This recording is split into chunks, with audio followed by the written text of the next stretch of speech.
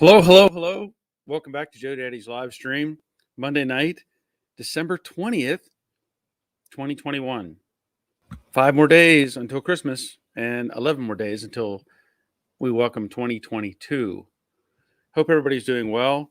It's been a chilly day here in Georgia, which, is to be expected. It is. We get kind of spoiled with the warm weather, and then we get some nice cold weather that comes in. And it looks like, if I look at my app correctly, that once we get past Thursday, it's going to start climbing once again, get up in the 50s, even up to 70 on Monday, 69 on Sunday. So brief cold snap, let's say, and that's okay. That's okay. Hope everybody's doing well. It's been a slow weekend, not a lot going on. Family stuff, doing things, prepping for Christmas and all that sort of thing. So again, not a big focus out here in the garage to get things accomplished. I did do some work on the Mustang, and I'll talk about that in a little bit, working on the wiring and stuff.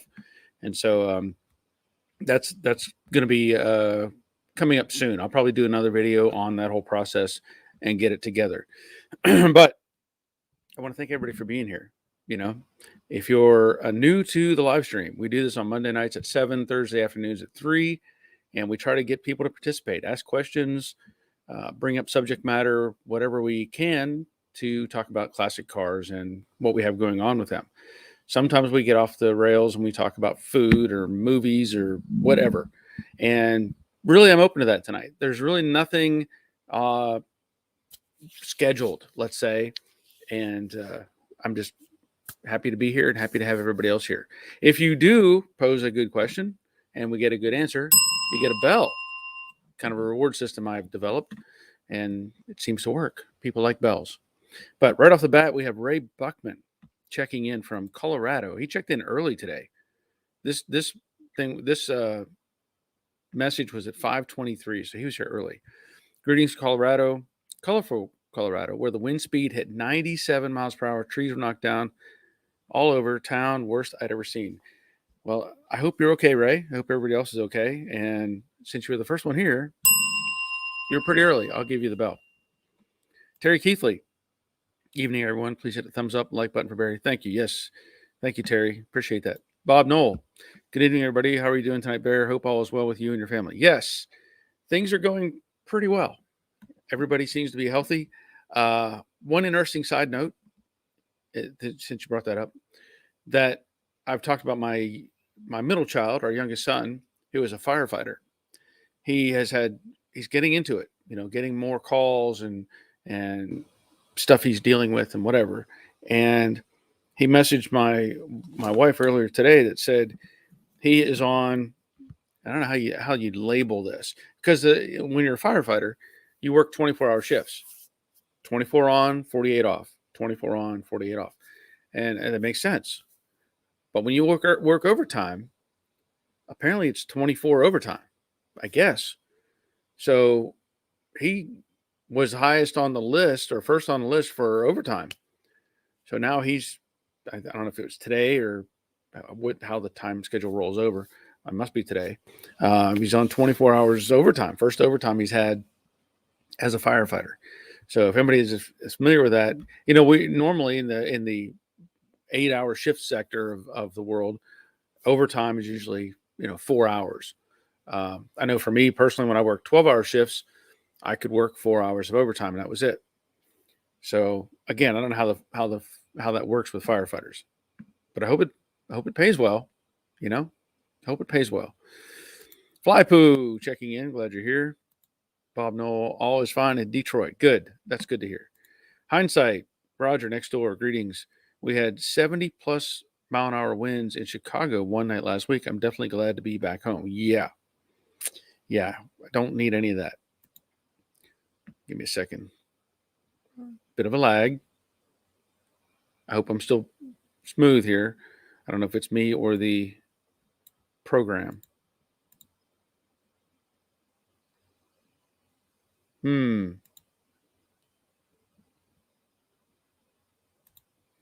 Okay. I'm not sure if I'm still live or not because the timer's not running. Uh-oh. Okay. Sorry about that. That wasn't me. That wasn't me.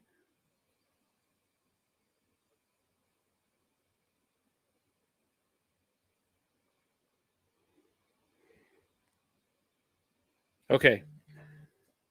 Sorry about that. That was not me. The apparently the StreamYard app that I use or the program that I use, it froze. So it wasn't my Wi-Fi. It wasn't anything else. It was the app or the program itself. Or at least it froze right in front of me. So it wasn't showing the timer running.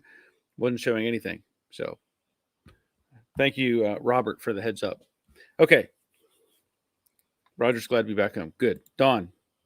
Hello from soggy Portland. We had snow yesterday. Now just rain. Oh, you got some snow? Good for you. Good for you, Dawn. Man, I don't want any snow. No snow. Robert, evening all. Going to be in the muggy 80s this week and 86 for Christmas Day. Going to be like Christmas as a kid in Hawaii. Wow. 86 degrees. I know I've recorded probably in the 70s here, but 86 degrees, that's too much. Bob Shoemaker, evening, everyone. Oh, let me get back with Robert. I hope you're any updates on your rotisserie. I don't know how far you've gotten with it. I know you've shared some information with me, but I'd like to see how far you've gotten along on your rotisserie. Bob, evening, everyone. Cool in Oklahoma, but not too bad. Good. Jack W. checking in from New Jersey. Ish checking in from Queens, New York. Winters here in the mid 30s, although last week we were in the mid 60s. Yeah, it's all over the place. Ish 419. Hello, Barry. Glad to hear Ish. Shane. Hello, Pat Barry and fellow car enthusiasts. Yes. Yeah, and I go by Papa Bear. What's funny is Bear has always been a nickname, or what most people have called me over the years. So it just really rolled easily into Papa Bear. In fact, long before we had any grandkids, that was some of the gifts I received from like my daughter-in-law and different things. I have a big giant mug that says Papa Bear on it, stuff like that. So Papa Bear is where the name is for myself. Troy, good evening, all. It's cold here in eastern Georgia. Yes, yeah, it's been chilly. Wally, first big snow, 6 inches this season. Very late for us. Hopefully, it's for the rest of the year. Yeah. Well, you've only got 11 days left technically, so the rest of the year is only 11 days. There's always next year. That's one of the things that I forget what I saw a meme or something where somebody had said it was January or it was late in the year, like around Christmas, and they said, "Oh, first snow of the year," and it had Dwight from The Office, and it said wrong. It snowed in January. So we like to say first snow of the year, but it's technically it snowed in the beginning of the year sometimes. Dawn, possible white Christmas and the day after this year. Well, that's a good thing. That is a good thing. Rick Stevenson, hello everyone. Glad to hear Rick. Flypoo is saying hi again. Cooterlev, hello all. It's been a while. Hey Cooter, I'm glad you're here. Hope all is well. Hope all is well. Let's see, Ray. LOL, your post popped up while I was searching for a video and figured why not get there. Okay. Yeah, why not? I'm glad you were here. Adam. Oh, that's a new name. Well, that's a new name. That doesn't, let's see, Adam. Wow. That's got some tough vowels in there. Adam Harrisier? Harrisier? I'm going to guess on that. Adam Harrisier. Hello from Connecticut. Thank you all for your Jade videos. I'm currently restoring a 68 Mustang myself. Awesome. Good to hear. Okay, Jack says he heard me. Good. Yeah, I don't know what was going on. My screen stopped. Anytime I think if my screen stops, I think it always stops somewhere else. Ron, greetings from everyone checking in from the Tri-Cities in Northeast Tennessee. Glad you're here. Troy Justit, you're still alive. Thanks. Yeah, because, well, even with that statement over over there, you're still alive. Nothing was on my side screen, so I couldn't even tell. There was nothing was feeding. But thank you for that.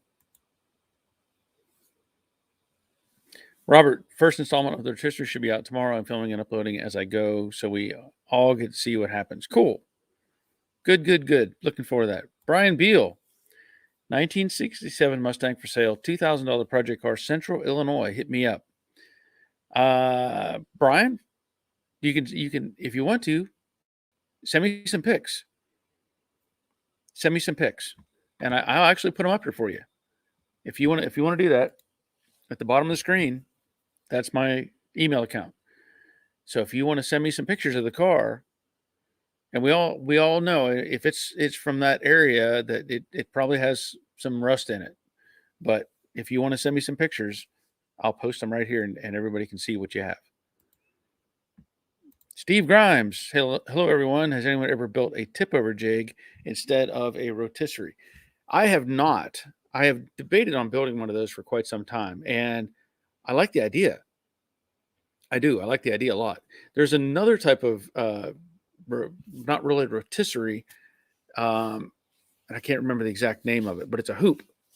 If you haven't seen those, it's like a roller hoop, I think they call it, and you mount the Mustang, a car, inside of the roller hoop, and then it rolls within that hoop. Pretty cool idea, but I have not built one or used one other than a stock type rotisserie. Dave Conville, awesome, man. I'll take that as a Merry Christmas. I'll take that as a Merry Christmas tip. Super sticker. Thank you. Appreciate that. Awesome. Thank you. Brian, okay, will do. Thanks. Yeah. If you get something sent to me, I'll post them up here. Dave Britton. Hi all. Glad you're here, Dave. And Dave Conville, Merry Christmas all. Thanks for attending the show, Barry. Yes, very much appreciate it. I do. And I'm still trying to, there's a lot of things that I have to do video wise coming up. But this time of year, I feel like the views may not be very high. People have a lot of stuff going on, right? You've got Christmas and New Year's and all that stuff. But I was, I've got some more stuff to film and get together. Of course, I plan to get the Camaro in here as soon as I have the opening that I need. Just know that that's going to be coming in. And I still need to get up to Auto Metal Direct and do a video with them. I'm going to film at their facility. And I'm looking forward to getting that done. So I want good weather when I go up there for that. I don't want it to be cold. And let's see. Dave says, sorry about the stupid graphic that came up with the sticker. It looks a little awkward. No, let's look at that.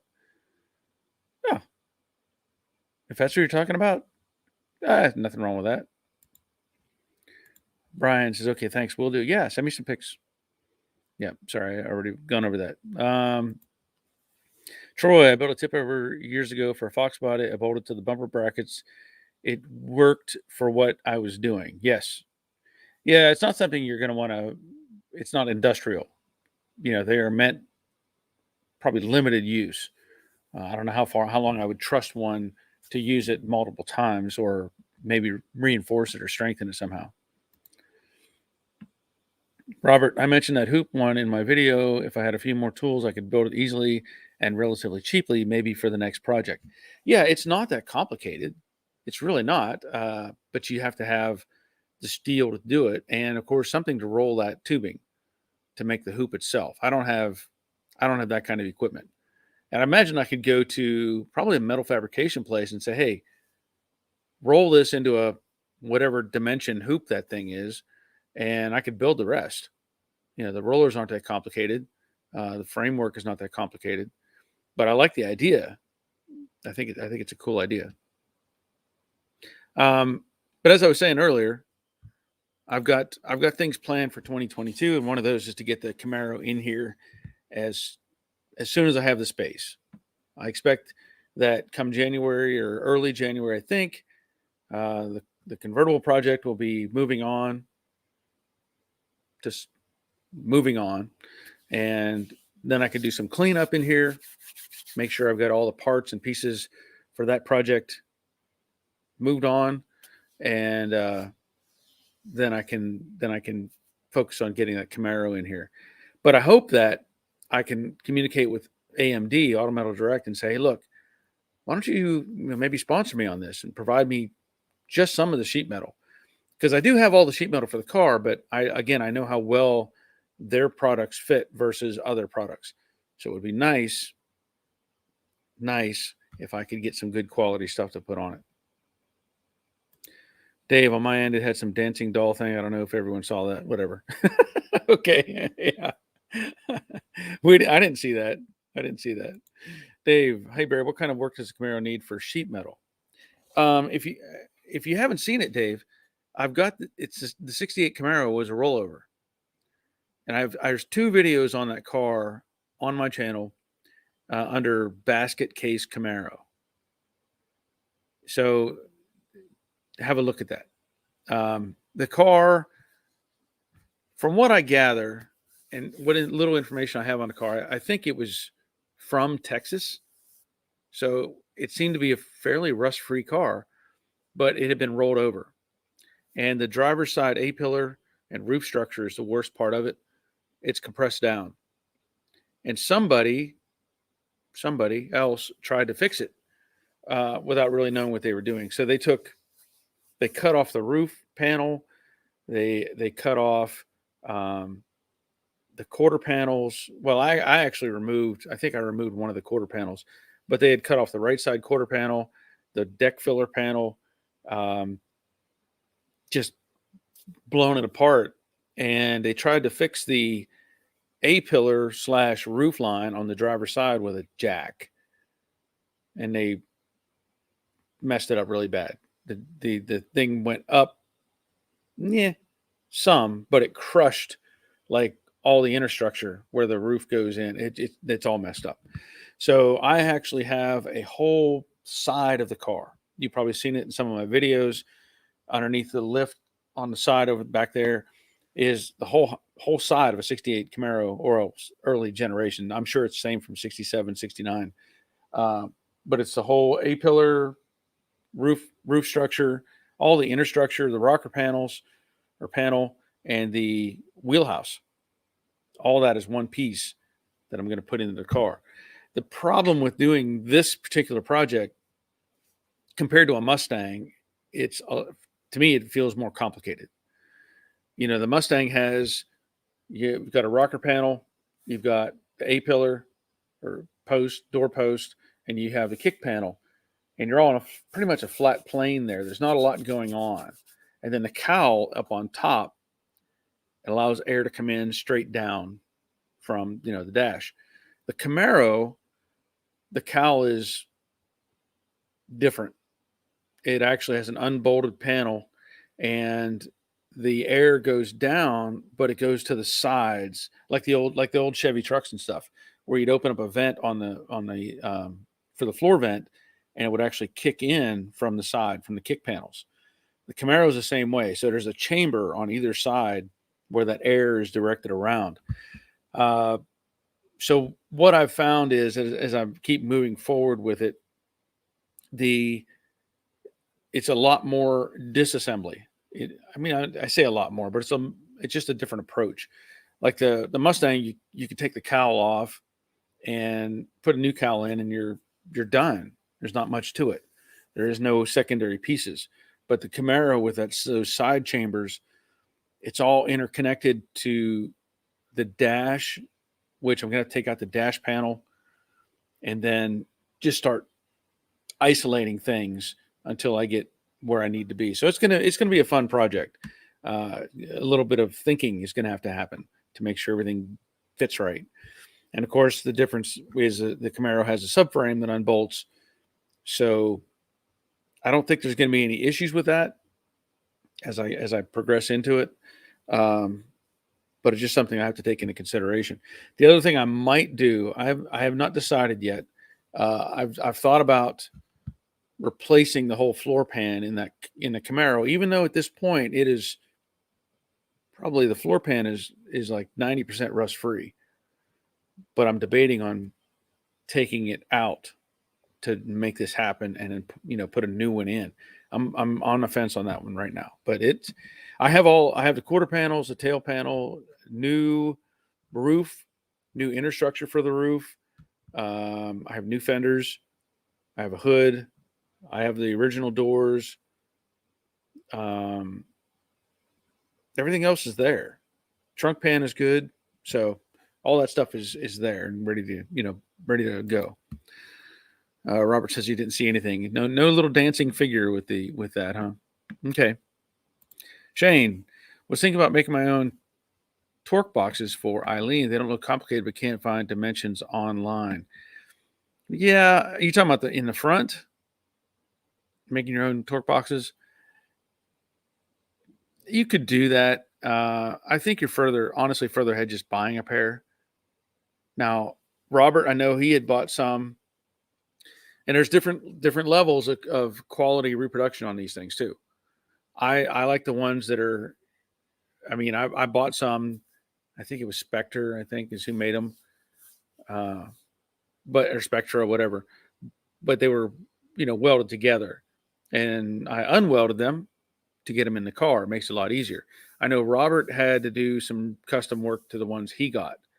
So on one hand, I understand where you're coming from. You could, if you had the sheet metal thick enough, you could make a set. You could just have to do the math and get all the angles and stuff right. Now, the thing is, you already have the measurements. You already have the dimensions. You have the car. You just build it to fit. That's what, if I were going to build some, I wouldn't worry about the, let's say the factory dimensions. Like if you had the torque boxes and they said, this is, this distance from here to here and this flange and whatever, measure to the car. If you have to customize them anyway, you've seen it probably enough in my videos to where you have an idea of where they're located. And you should be able to see the shape that you need. Just make it fit your car. That's the important thing. That's where we run into that difficulty with buying ones that are pre-made. Doesn't mean they're going to fit your car.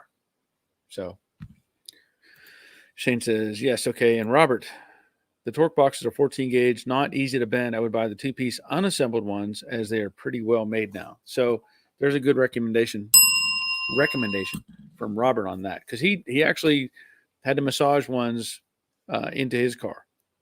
So I don't know how expensive they are. I don't remember. But if you're going to make it fit your car. Shane, I agree, Robert, but they're getting pretty pricey. Okay. I don't even know. I don't even know what they cost. Bob, I went down to Harbor Freight and picked up 6 of those lights that you mentioned last time I saw the show. Okay. These things. Yeah, I used this today, in fact, but I didn't use it in the garage. I used it in the house.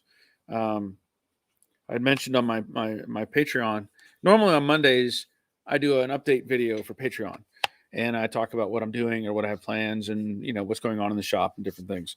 But I didn't do one today because I really didn't have a lot to talk about. It was, this is Christmas week, not a lot on the agenda, but I did mention that we all need to take care of little things around our homes, just normal stuff like the air filters for the air conditioners and heaters, whatever, HVAC. I'm really bad about not remembering when I changed the filters last. Really bad about that. And I would venture most of us are, unless we have some sort of an alarm system built into a phone or something. Say, oh, it's been how many months since I changed those filters? I don't know. But I wanted to change those filters. So today, took the handy dandy light, used a little kickstand, was able, get up in there and change out my filters. So very handy to have this. Then I also changed the water filters. We have a well at our house, and the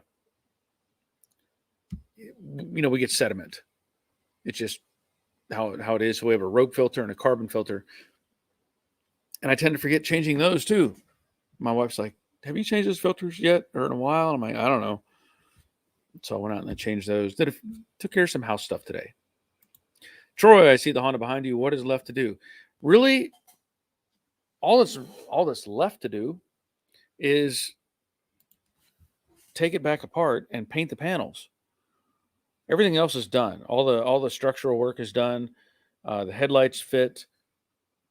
It starts and runs off the battery that I used. I replaced in there, and that's it. I just need to scuff and shoot for the most part. Now, I'm probably going to have to prime those panels because being black, the color being gold, it's going to fight with that color. So I may spray it with some high build, just 2K, and just to get the color toned down, and then I'll spray it with the color. But I have the color and everything. What I've been waiting for is a combination of things. One, I wanted to get the radiator done in the Mustang and get it out of the paint booth so that I can put it up here. This car can sit outside while I'm painting panels. I'm not going to worry about that. But the weather being the way it has been, off and on, rain and different things, makes it a challenge because the entrance to the paint booth is just a grass ramp, dirt ramp. So I don't want to get a car out there and get it stuck. But yeah, it'll be close. Ray, what did you work out on a stocking holder the White Fast for? It's funny you mentioned that. I went the next day to a local thrift because I was like, surely there's something out here. And I found exactly what we needed. Exactly what we needed. It was a outdoor towel rack. And it was made out of wood with metal poles. And one was say whatever the height was, 5 feet, whatever. And then the second pole was 90 degrees out, which doesn't work for hanging our stockings the way she wanted. So I took whichever it was, I took the whatever we want to index it. I took the top pole out and I drilled another set of holes so that both poles are on the same plane. And now she can hang stockings on the back off the top one and stockings off the front off the lower one. Perfect. $10. I was done. It was perfect. Now I may dress it up a little next year if we use it again or, modify some things, but it does the job. She might put some garland or whatever on it to dress it up, but at this point, that was an easy answer. Thank you for asking, though. Bob, my buddies are all getting them. I think they like them too. Good Christmas present. Thanks, Barry. Yeah, and that's exactly what I did. We had a Christmas. We get together with friends we have in the area, and they we do a $20 Christmas exchange or gift exchange. Well, these happened to be on sale for like $14.95 or 14, whatever it was. So I ended up buying one of these, even though it was on sale. I felt like I still need to spend the $20. And I also bought one of their little, I don't have, the little lanterns you can pull apart and they light up. Great gift. And what's funny about that, just since we're talking about it as Christmas presents, that $20 gift exchange, a lot of times people will give like gift certificates and maybe some, the women will get little blankets and candy and miscellaneous, whatever. Couple of us, the guys are into the lights and tools and different things. And I ended up, we do the gift exchange to where you draw a number and then you go to the pile based on that number, the pile of gifts, and you pull out one of the gifts and you open it up, and whatever you get, the next person after you can draw. They can have with the number, they could draw from the pile, or they can go take one of the presents that's already been given that somebody else has opened. They're like, oh, I like that, I'm going to take that. And of course, there's a sequence to that where it can be stolen so many times and then whatever. What just so happened, I pulled out a bag that had a bunch of like meat prep stuff. But let me clarify that a little bit. It was all spicy meat prep stuff, like hot sauces and crazy, just super spicy stuff. I don't do super spicy stuff. I don't. No, no, no, no, no. No spicy for me. Well, thankfully, one of my other guys is into that, and he took my bag. So I went back to the pile. I did get another barbecue deal, but it was like barbecue gloves and a thermometer and some meat rub or something. So it worked out. It worked out. Troy, happy wife, happy berry. Yeah, that's true too. Yeah, yeah, yeah. Don or Donald, Merry Christmas to you and all your viewers. Yes, thank you for that. Crash Rider, I've been watching, but comments. I guess not commenting. I guess what you're saying. Okay. Well, as long as you're here, I'm glad you're here. I'm glad you're here. We've talked about, I know you've brought it up, and I'm still doing the giveaway video.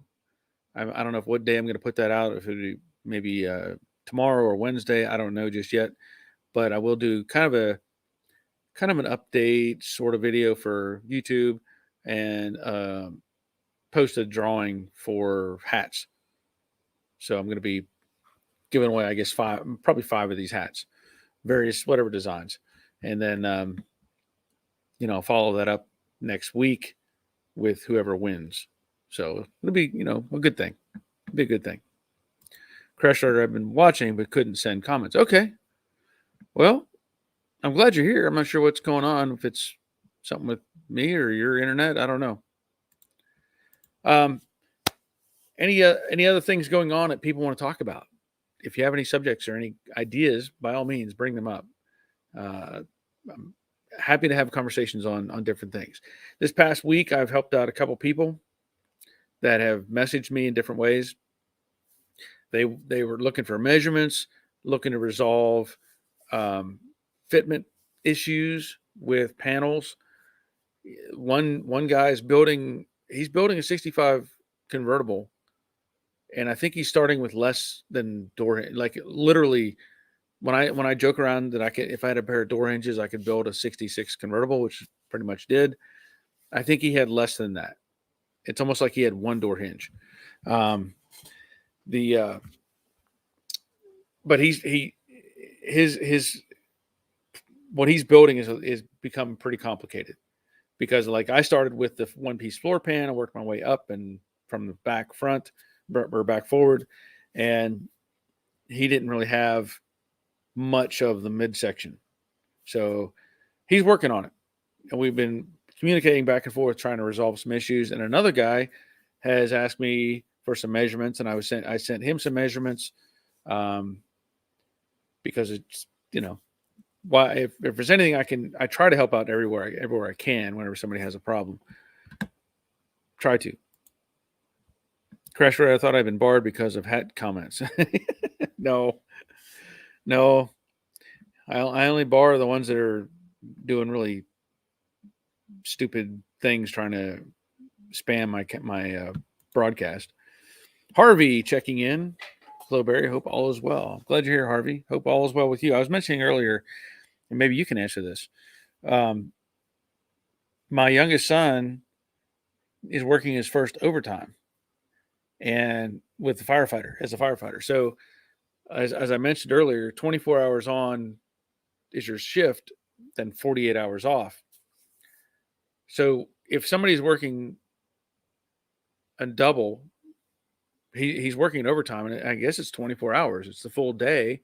I can't see where they would have somebody work half a day and half a day. It doesn't work that way. So I was just curious. I guess he gets overtime for the full 24 hours, because us in the normal kind of industry, we work 8-hour shifts or 12-hour shifts, depending on where we work. And so we're limited on that overtime. But I guess technically it's 24 hours of overtime, right? I assume. I don't see how else I could pay that. Shane, there are a lot of videos for some reason on here with Mustang exhaust sounds. You should make on one with Shade. It sounds good. I already did. You haven't seen that one? But maybe I should make it with, I don't know.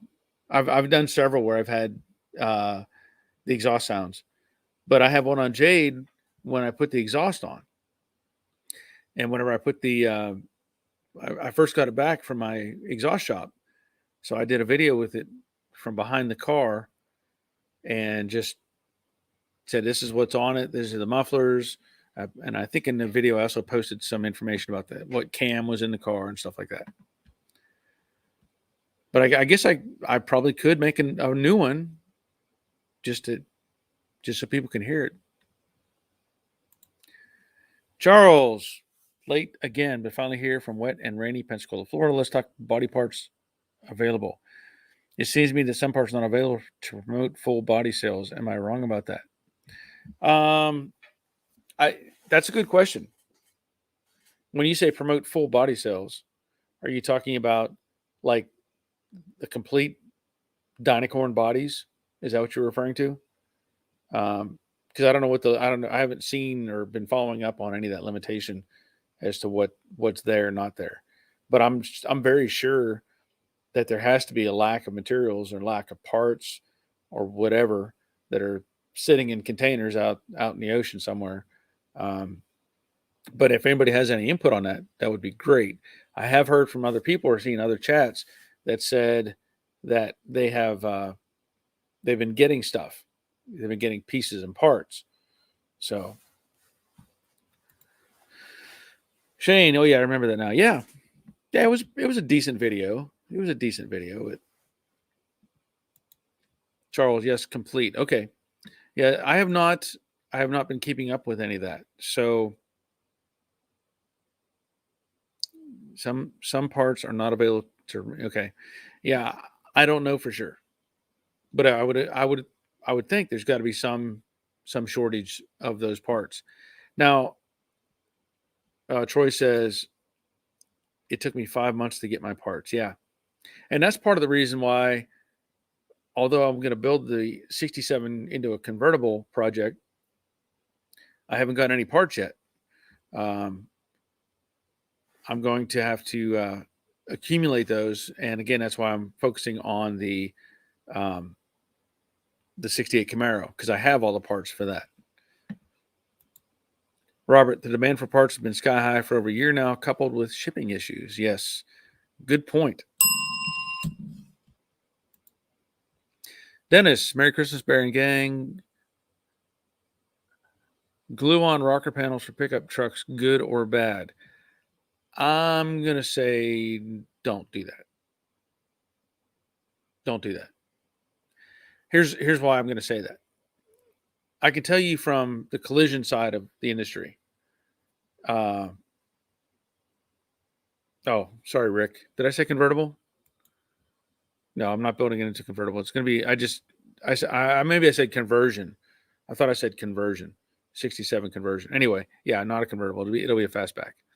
But Dennis, back to your question. Glue on rocker panels. From the collision side of the industry, you cannot glue on panels that are, let's say, structural. You can glue like bedsides. It's legal to glue on a bedside. You can glue on the top of the bedside, and you have to weld, if I remember correctly, the front edge and the back edge, just because it's not technically a structural structural area. The rocker panels would be considered structural. So from a safety standpoint, I wouldn't glue them on. I would definitely weld those in. You want to keep that all as solid as can be. A lot of that has to deal with also the fact, and depending on what your truck is, there's going to be twisting involved with that cab. Okay. So picture any kind of twisting and the effect it's going to have on a bonded panel. That glue or panel bond, it's meant to hold stuff that's not going to really be moving. And I think that may be part of the reason why on the trucks we had to weld the front and back edge. You could glue the top. But I think that the cab on any of these trucks can and will twist. The steel is going to, welds are going to hold up better than a bonded or a glue. And I would tend to think that you could lose a rocker panel. It's going to pop loose, in my opinion. But so I wouldn't do that. I would weld it in. Just saying. Harvey, not sure how the overtime works on the shifts. I get paid the same for every day and each job. Okay. Well, he was told overtime. So I don't know. I don't know either. But he works, 24-hour shifts. I don't know how your schedule is. If you are on a 24-hour schedule or not, I don't know. But I know that he's at the firehouse 24 hours.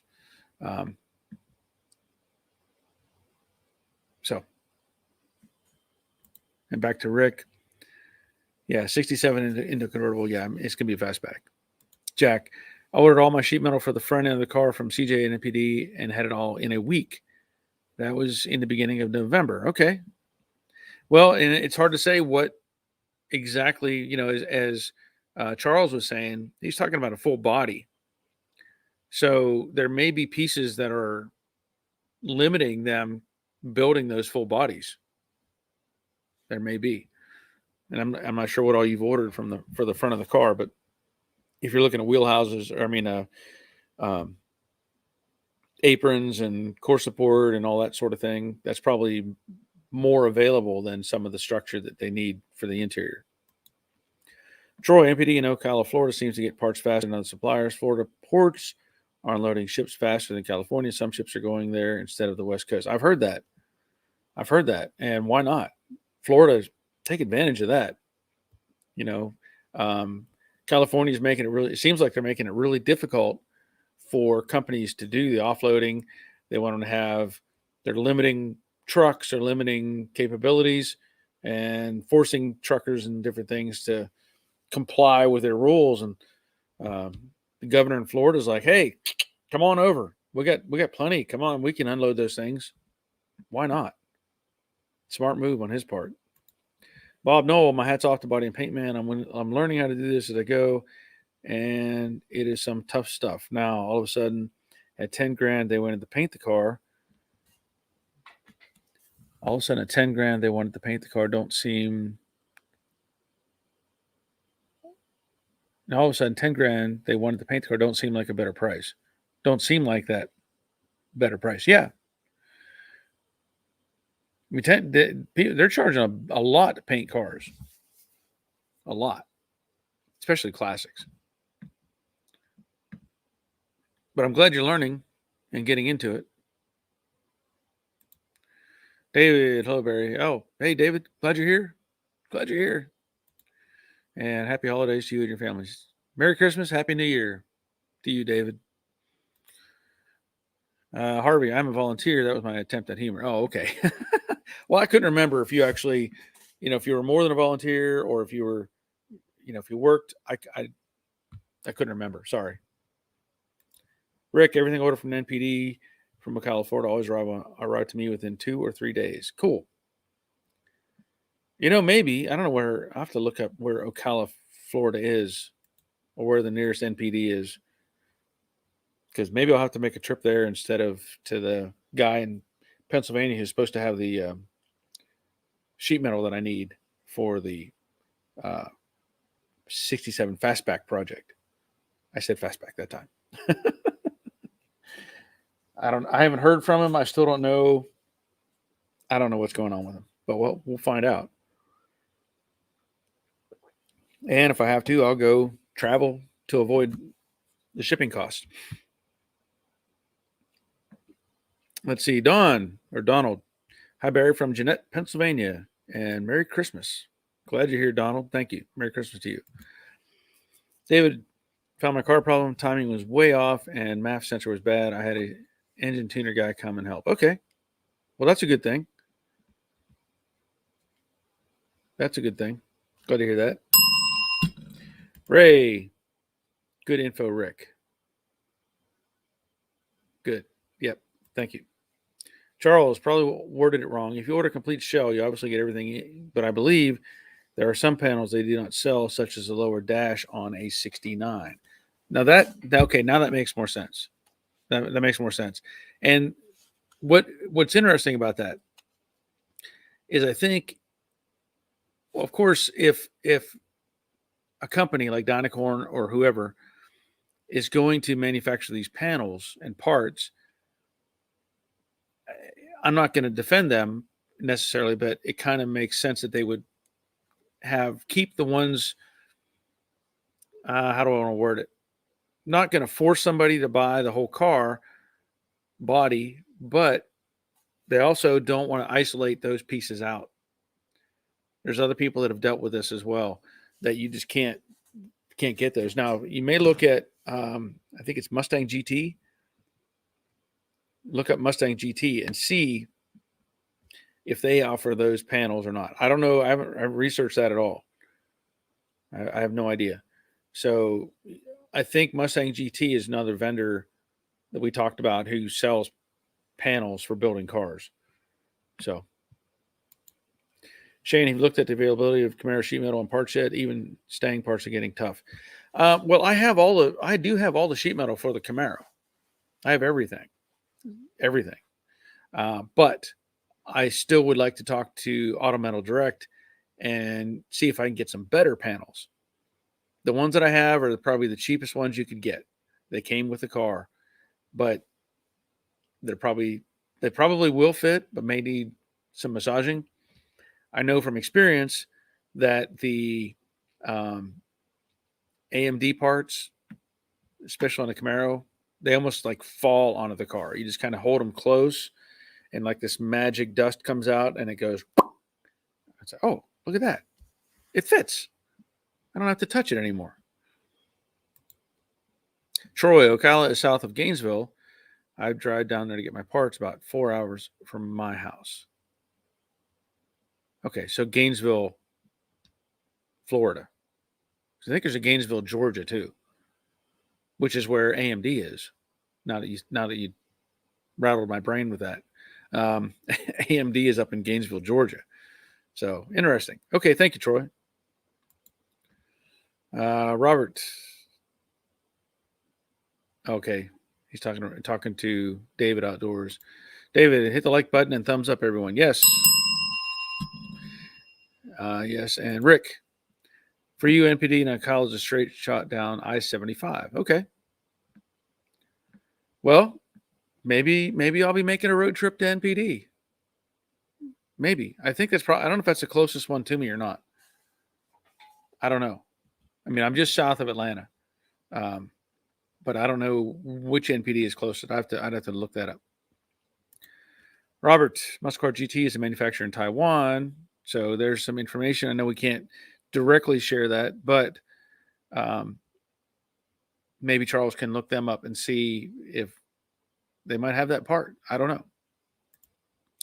Robert, go to the Florida NPD. Go to the Florida NPD. Charlotte is just a warehouse. Let them know, and I'll fly out and make the trip with you. Oh, that would be fun. That would be fun. We could do that. Marshall, howdy, folks. Barry, there's an NPD in Charlotte. Okay, yeah. And Robert was just saying that the Charlotte is just a warehouse. Now, I don't know if there's an advantage either way, right? As long as they have my parts, I'm not too worried about. I don't know what to expect differently at the Florida one, unless it has like a car show place inside or something. I don't know. David Outdoors, do you ever go to Buckhead, Barry? I went there when the Olympics were going on. I've been to Buckhead. It's been a while, but I've been to Buckhead. That's where all the rich people live. That's where the rich people in Atlanta live, is Buckhead. But yeah, I've been there, but not very often. Not very often. My kids actually live up in around Kennesaw. The two of my kids. So my son works for the Marietta fire department up there. Dennis, would you use a MIG welder to put rocker panels on a VHRV crew cab truck or find a TIG welder? I would use a MIG welder. Well, I don't know what VHRV is. What is VHRV? I don't know what that means. But yeah, put them on with a MIG welder. You don't need to do a TIG. You don't need to do a TIG welder. MIG is the way to go. Easiest welder to use. Robert, the Florida one is a showroom with cars, a low mileage 65. I sent the panel gaps of may be there. Okay. Okay. Well, I mean, I'll have to look at it and see what makes more sense as far as time and stuff. But that's not a bad choice. Go see all that stuff. David, my cousin is in Buford. Oh, okay.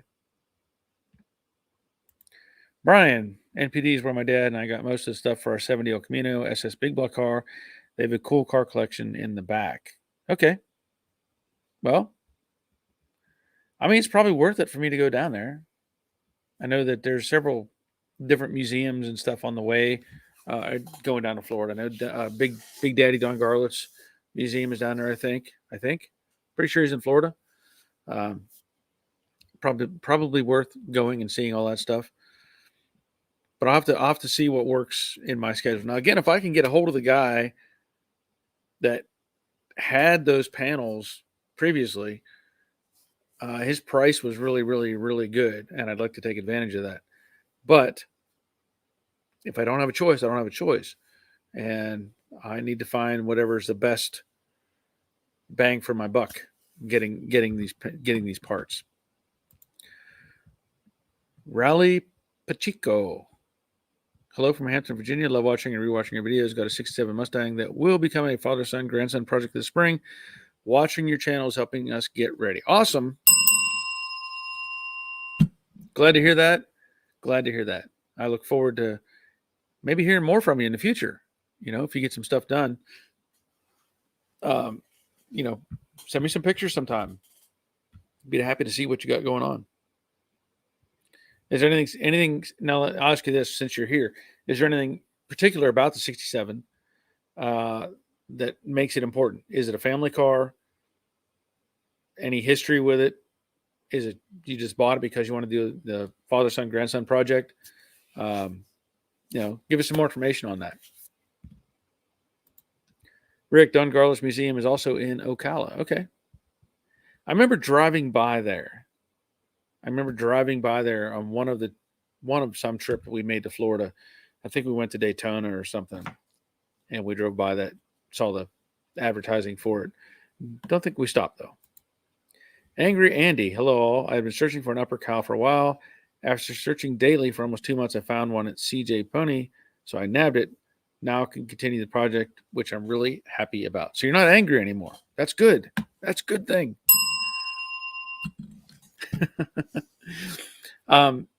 Speaking of, I ordered an alternator, 100 amp alternator from CJ Pony.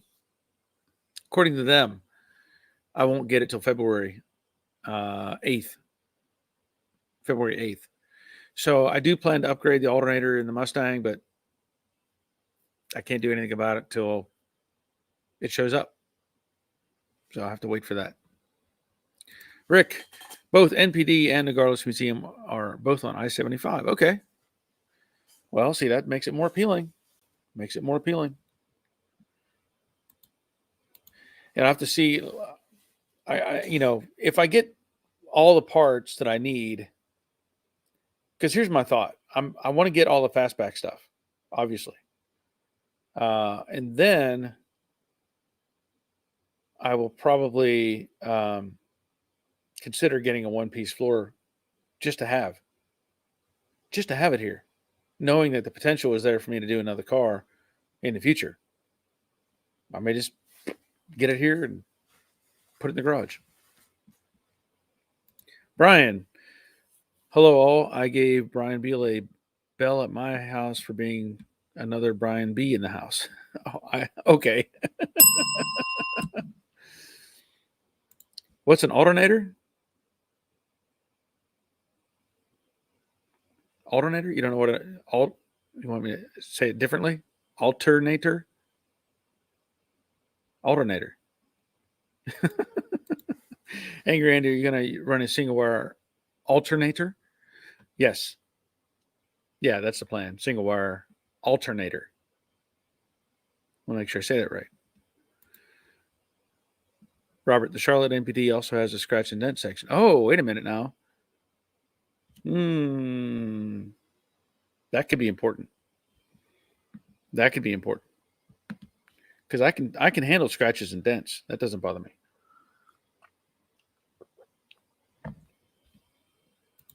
Rally, my first muscle car, bought it sight unseen for $500, and my oldest son drove it home. My grandson fell in love with it at 4 years old. He's 13 now. Okay, well that's cool.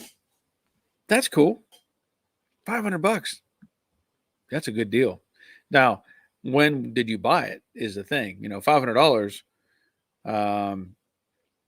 That'd be at least 9 years ago, if not longer, based on the math. At least 9 years ago. Yes. Alternator. I have to enunciate my words better. Don't want to confuse anybody between an alternator and an alternator. Anyway, but yeah, road trip to Ocala or Charlotte or back to Pennsylvania. Besides, I have to make another road trip north to hand off some fiberglass panels, some fiberglass pieces that'll have to get transferred. So I have to work that out too. Who knows? Might make that a loop of a road trip. If I'm going to Charlotte, maybe I can go up a little further and meet somebody and hand off a fiberglass hood and nose and different pieces. Ray, it's a southern thing. Yeah. Ed, I'm still waiting for the seat upholstery and door panels that were due in July for the Ranchero. I was able to get a PowerMaster alternator last month from Summit in one day. Yeah, that's a good thing. That's a good thing. In my case, somebody basically donated to the cause. And basically they're paying for the alternator for the car. I appreciate that very, very much. So the route that I had to take was through CJ Pony, which is fine. That's fine. If it takes February, I'll wait till February. But I hope your stuff shows up, your upholstery and door panels. But they were due in July. Wow, that's a long wait. Long wait. Shane, I think Ralph Nader invented the alternator. Yeah, he did. Troy, yes, it is a southern thing. I understood it. I think everybody understood it. It's not like you can come up with a different word for whether you say it alternator or alternator. It's really the same word. That's where I have a little boogie bum. Merry Christmas, everyone. Running late today. I'm glad you're here. There's certain words that we all use that may be mispronounced. Like, I grew up in Pennsylvania, and where I grew up, it was known as the Appalachian Mountains. Everybody I knew, everybody who lived there said Appalachian Mountains. If you get away from there, everybody else says Appalachian. Like, what? Now, I don't know which way is technically correct, if there is a correct way, but I know that we said Appalachian Mountains, which rolls off the tongue pretty nice. But when you turn around and say Appalachian, doesn't sound quite the same. So I don't know who which way is correct. Kind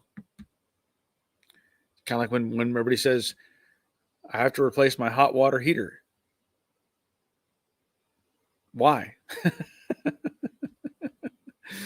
It's a water heater. If you have hot water, you don't need to reheat it. I understood it. Just Josh. I got you. And okay, put a generator in it. Generator.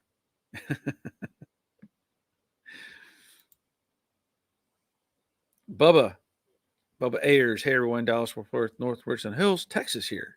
Well, I'm glad you're here, Bubba. Give you a bell because you've not been here before. Or if you have, you have not made a comment. So I'm glad you're here. Shane, I'm near Pittsburgh and we say Yins, and I'm still trying to figure out why. Yeah, it's Yuns, guys. It's actually kind of Yuns. What are Yuns doing? Yeah. I mean, I grew up with all the Pennsylvania vernacular. How about that? There's a word for you. But yeah, Yuns, what are Yuns doing? Yuns, guys. And I've been lived in Georgia long enough that we just say, how y'all doing? Instead of how are Yuns, how are Yuns? I can't even say it. I can't say how are Yuns doing. It doesn't work anymore. How are y'all doing? So plenty of words that get manipulated.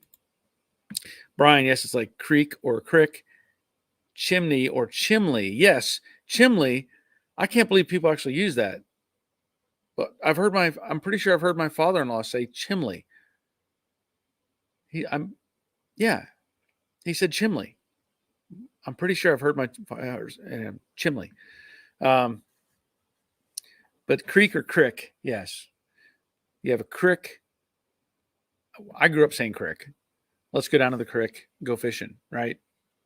I grew up saying that. But as time has gone on, I realize it's actually creek, and you have a crick in your neck. Got a crick in my neck. Not a creek in my neck. But there's another creek, too. There's C-R-E-A-K, right? Creek, crick. Lots of variables. There. Lots of variables in the English language. Robert, Bubba isn't far from me, about 30 minutes away. Well, cool. Maybe you guys can hang out.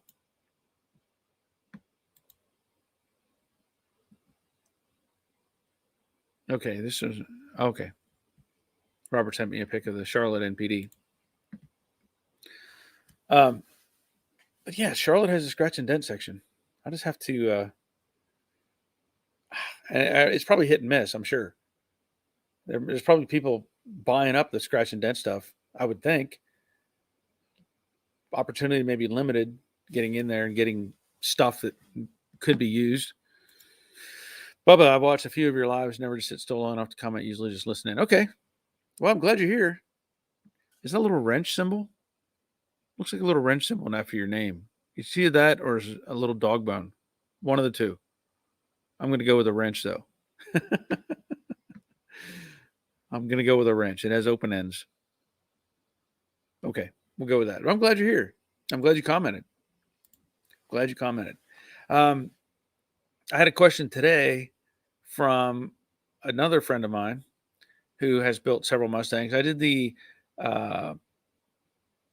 viewers project on his 68 California Special. He was the guy that was in the military, and he was rebuilding a car in remembrance of somebody who died in Vietnam.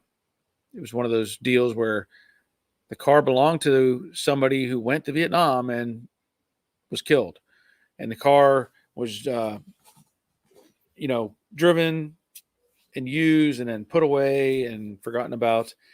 He got a hold of it, and he's restoring that car in memory of that guy. And I'm pretty sure it's one he was telling me about today, that he's got some sort of crazy wiring issue. And he was saying, and I don't have it all memorized, but he was talking about he'd hit the brake light and then would have one brake light come on, and then the turn signal would work on the other side or something, and just a whole bunch of stuff going on. He said he rewired it. And I didn't follow up to know if he'd put in a complete American Auto wire or some other wiring harness. But these cars, you can mess up the wiring pretty easily. And I know I almost did it on Jade. I almost messed up part of the wiring on it.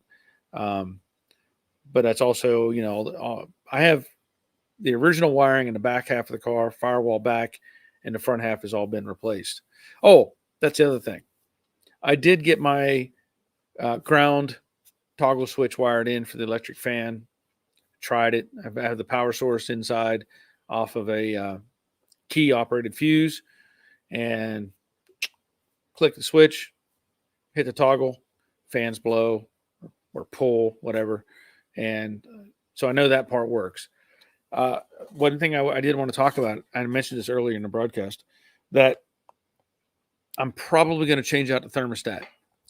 Now I put that together, that water neck, and has a different water neck on it with a insert for the thermostat for the fans. Somebody had commented on one of my videos that they had the same setup and they ran into problems because the thermostat opens at 180 and it never cools down enough for the thermostat to close and for the fans to kick off, is what he said. And he said also that he put in a 170 thermostat. And this leads to a funny story, but 170 thermostat. So I decided I'm not even going to put antifreeze in it yet.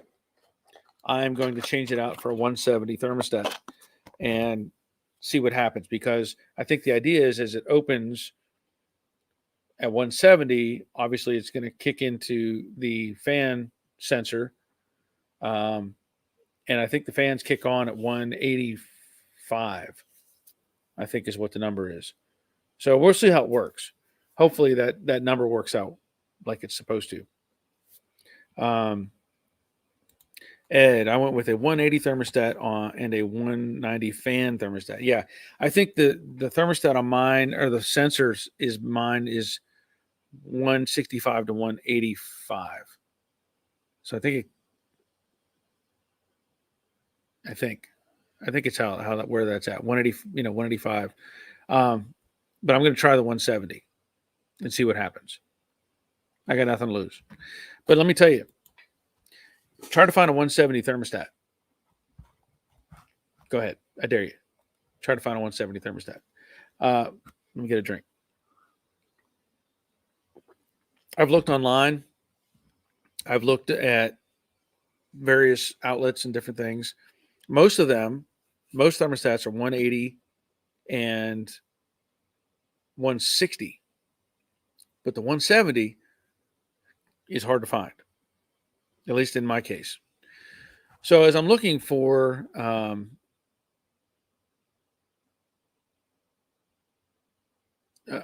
okay, Robert says they're easy to get for GM. Well, the thermostat's the same shape. It's not like it's a different shape.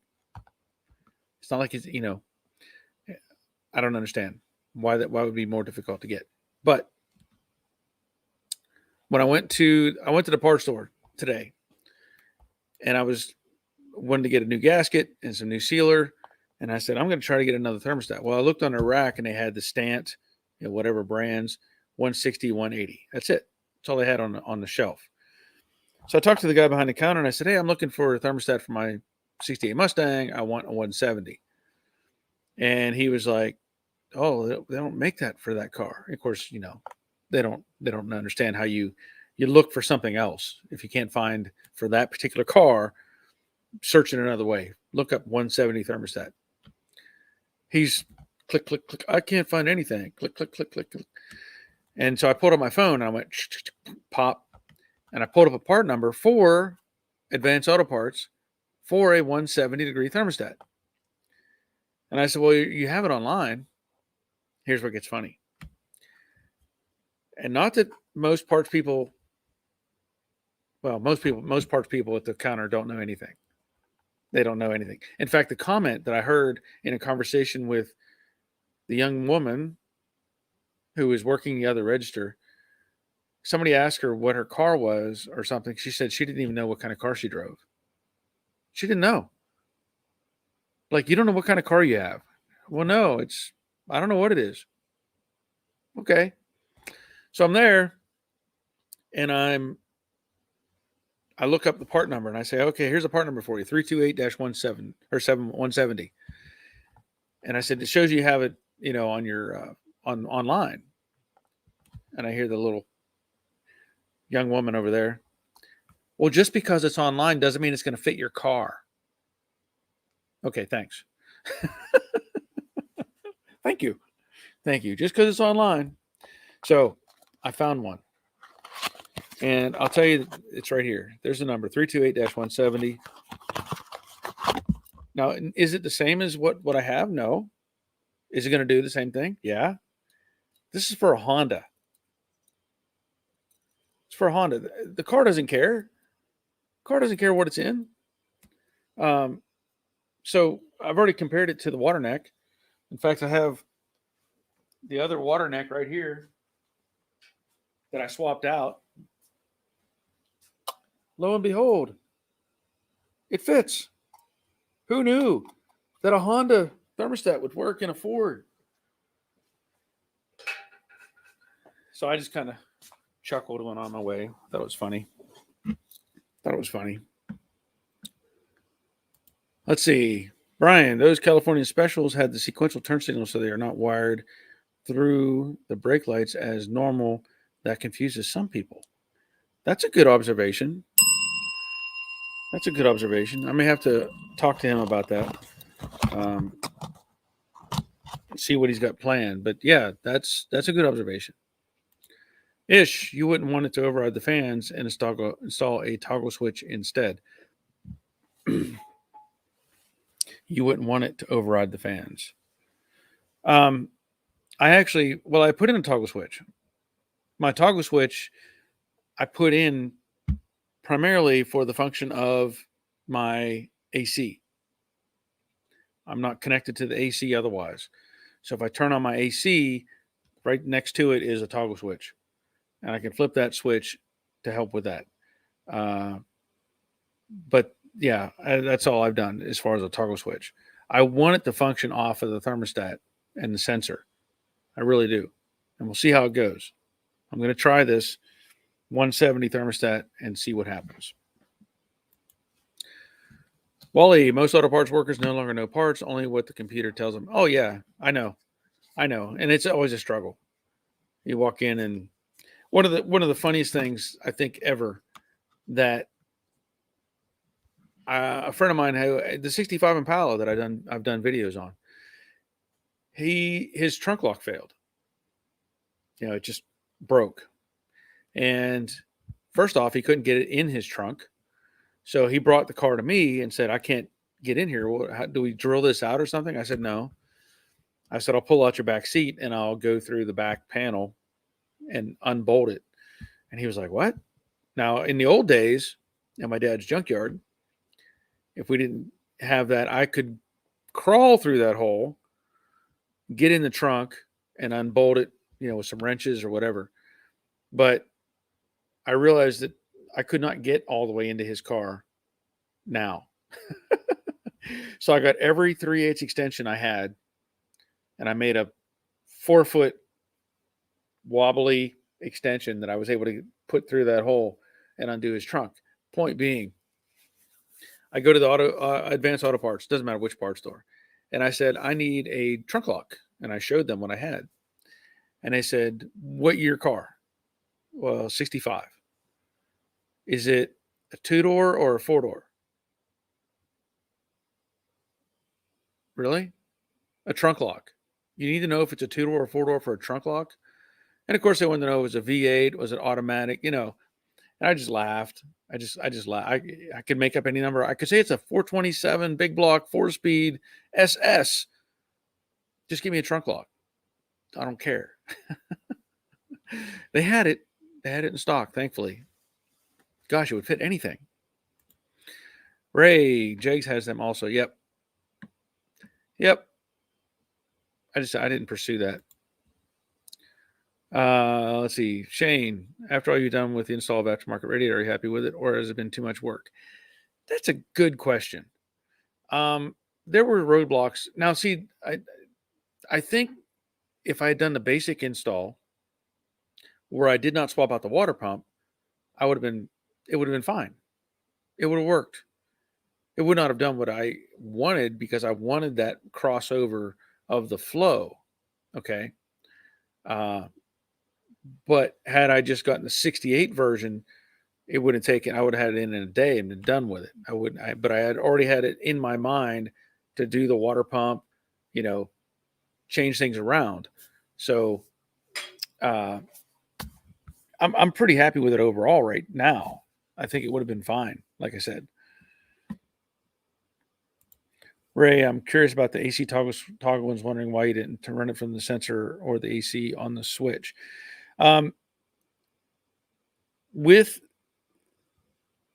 First of all, I could have done that, but my understanding, the AC,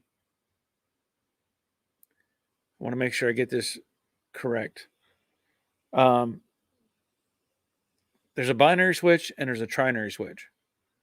With the binary switch, I can't tap into it, from my understanding.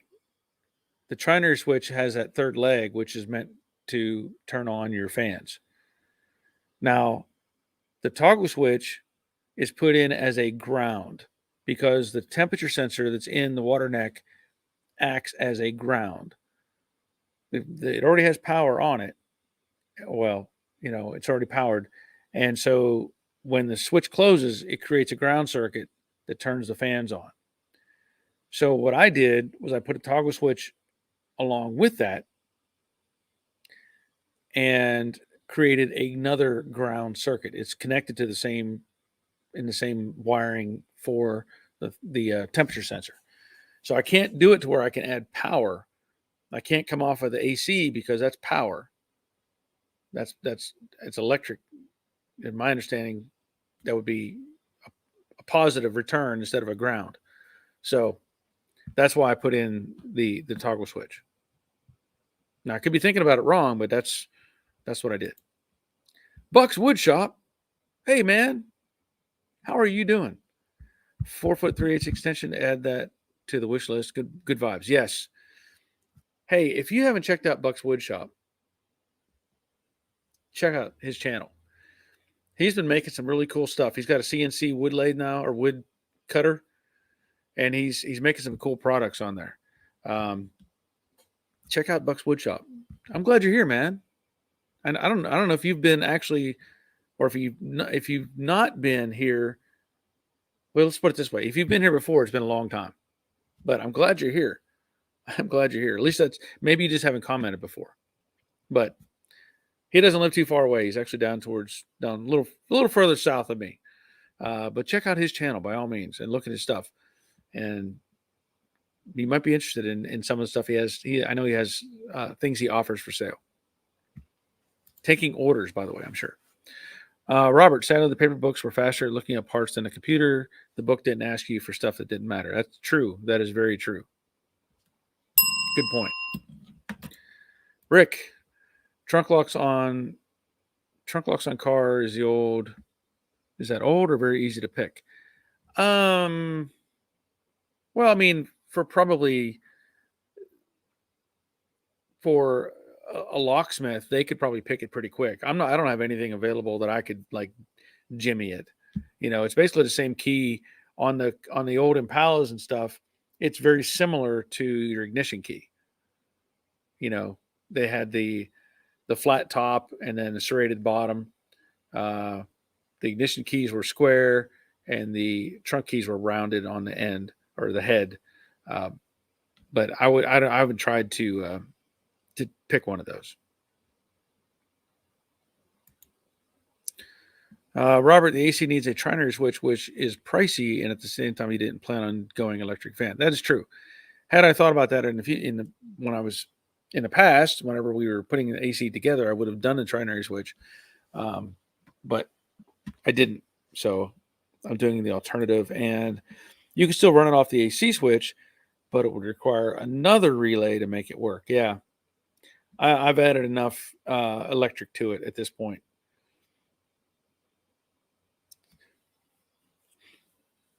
Yeah, I've added enough to it at this point.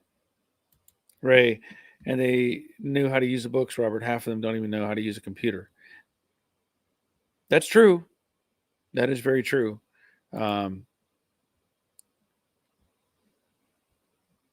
Rick, you just need to find a delinquent kid from high school. He'll be able to get into a trunk. Well, unfortunately, the way that they would get into a trunk is basically a big center punch and just bust it through the hole, and get a screwdriver in there. It's kind of like the probably the worst door handles GM made was on the Gosh, what year was it? 2003, 4, 5 Chevys. They had a big square door handle with a handle in the middle, but a big square door handle. Thieves figured out to break in, you literally just take a screwdriver, shove it between the flange of the plastic door frame and the opening, push it over, and you can just simply push up on the lock, and you're in. Almost silent, no noise, just shove it over and give it a little kick, and the door unlocks, and you're in. Charles, for your information, the old classic double-sided keys don't require both sides and the ability to put to put two cars on one key. Yes, that is correct. That is correct. Now that would be on the double-sided, like the Fords. I don't know if anybody else used that design, and I'm not sure why Ford did that anyway. You know, the stacked key, where you basically it's like two keys, but they're cut identical, because only half of it works. Only half of it. But that's a good point. You could key it for different vehicles. That's a good point.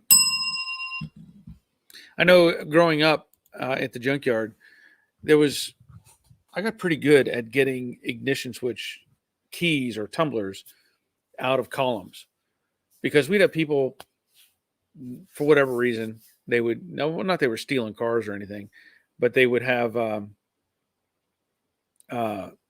lost their keys or something. And rather than go have some made somewhere, they would just come up to the junkyard and say, hey, I needed an ignition switch for a whatever. And so when I was a teenager, I was pretty good at it. You know, I could get you have to pull the steering wheel, get underneath the turn signal stuff. And I think I'm trying to remember which one was which. I think there was the Fords. I think all they had was like a plunger, like a spring-loaded plunger that you could take a screwdriver and push that plunger in, and the whole tumbler would just come out in your hand, I think. And then the other one, I think it was the Chevys, had a screw, basically acted as a rod, sat into a little trough when you put the tumbler in, and it would cross over, or lock it in place. But I used to get pretty good at those, getting those out. Now, it would be, to me, it was probably harder to get them out of a dash than out of the steering column. I remember I've pulled many of those. Rick, I won't use names to protect the innocent, but I knew several people in high school that were quite proficient at lock picking. I still know some now. Okay. Well, I won't say that I couldn't take a small pocket knife and get a padlock open, in a cheap padlock when I was in high school. You could take a little pocket knife and just almost wiggle the thing around and it would unlock. In fact, there's a whole other genre of YouTube videos of people that pick locks and show you how to do it and how to get around stuff. And there's guys that talk about how what we would consider to be a decent lock, they're almost like, if you had minimal experience and you understood the basic design of this, you could open it up in seconds. Talking about Master Locks and the American Lock Company and several other ones.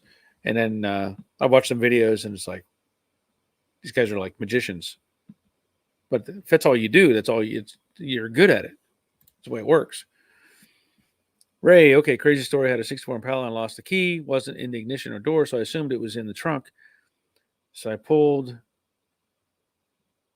I guess, the back seat, climbed in and opened the trunk, no keys. Yeah. Yep. I can't tell you how many times we'd have, the cars at the junkyard, because we wouldn't want to tear up the trunk lid, the deck lid. If you were going to sell that as a part later on, you don't want to smash out the lock. So it was my job to climb through the car and unbolt the trunk locks. Right after about an hour, I walked to the other side, and they were hanging out the passenger door.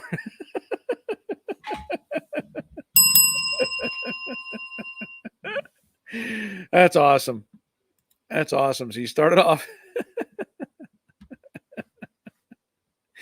And now who stuck him in the passenger door? You had to do that. That's awesome. Brian, people don't take their jobs serious anymore. They're just there for a check when they show up. Yeah. Yeah, like you're talking about the parts stores. Yeah. They just know how to click, click, click. I think it's on the shelf. Let's go look. Shane, I always say if someone wants to steal my Mustang, they'll have to talk to my Colt first. Yeah. Well, as long as they're brave enough to try it, right? Rick Neeson also used double-sided keys back then. Okay. I never really kept up with those. Wally, I assume. Oh, I assume so. The key does not need to be oriented to the lock, upside down, etc. Yeah, that's probably most likely. That makes sense. I guess if you really want to break it down to simplicity, that makes sense. Because you're not going to. And the only difficulty you run into was the trunk key. There was, the ignition was stacked one way, and the trunk was stacked the other, so you could not get those in wrong. The GM, you could put in the trunk or the ignition key in the door lock, so that makes sense. Brian, old Fords, you put key and accessory, then you use the paper clip in the hole on the face. Yeah, on the I know on a dash, yes. I was thinking of the whole assembly, like if you were to take out the entire mechanism. But yeah, on those, that was good. Good way to, nice and simple. Good comment. Robert, lockpicking lawyer is really fast. Okay. Yeah, I don't know if that's who I saw or not, but some of the stuff they do is one of the things I saw a video on was talking about the locks people use on their like trailers or boats, and it's goes up in the ball and it has this bar that comes around the sides. And again, I don't know what the manufacturer was or specifically, but this guy said all you need is a Coke can and you got yourself a boat. And he took he cut out a little tongue out of a Coke can and he tapered it slightly, and you were able to slide. There was enough play between the post and the hole that it went through. There's enough play in that thing. You could slide that piece of aluminum down and bypass the tumblers and just pull it right apart. And they were selling, he was talking about, they sell this thing for like $80, tell you that it's pick proof and whatever. And let me show you. And he's like, came right apart. Rick, locks only keep honest people honest. If someone wants it bad enough, they will find a way. That is very true. Unfortunately, that is true. Rick, I have a brand new door lock cylinders for 65 or 66 with keys if anybody needs, everything except the gaskets. Yeah. Bubba, Ford needs a better design for F-250 to F-500 to take 7 seconds to get in them without a scratch. Okay. Yeah. That's scary. Brian, right or wrong, I taught my kids to not lock their car doors. At least if it gets recovered, it will have all the windows. Well, that's a good point. I think for me and like the vehicles we have, the only one I lock is my wife's vehicle, just because it makes her feel better. Everything else, I just don't really worry about. Half the time, I've let cars sit outside, forget to even take the key out of the ignition. It's like, oh, guess I shouldn't leave that in there. Somebody might take it. But you're right. Just don't lock them in the car. Are you saying, but don't lock their doors, what you're saying? And it also depends on where you're at. I mean, there are certain thieves that will just go for the door handle. And if they can't get the door handle open, they just keep walking. They're just looking for quick grab stuff out of a interior purse or, laptop or a bag of some sort. So, You run that risk too. Just don't put anything, don't have anything exposed. That's another thing.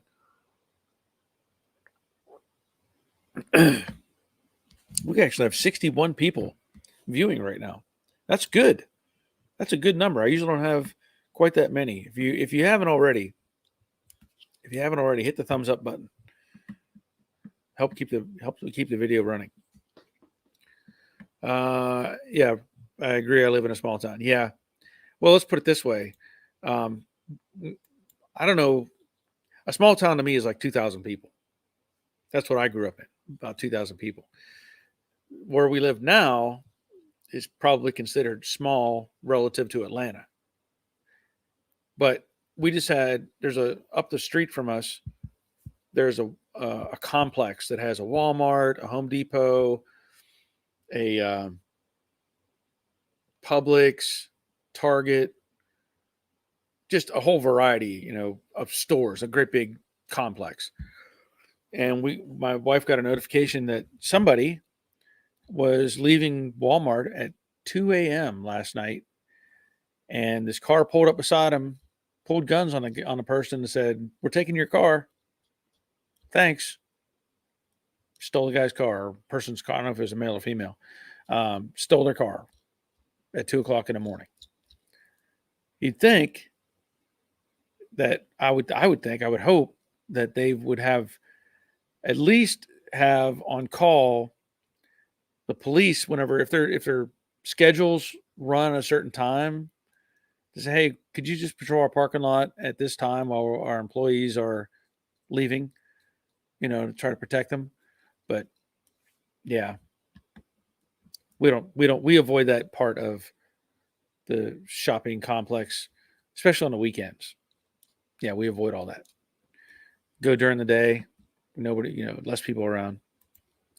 Robert, they're leaving their trunks and rear hatches open in San Francisco. Yeah, I saw that.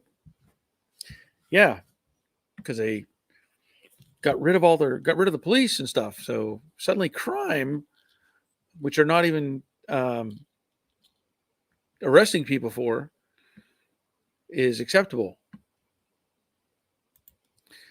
Rick, when I drove a convertible, I never locked it. Nothing inside cost more than the top. All it takes to get is a sharp stick. Yep. That's a good point. Give you a bell for that.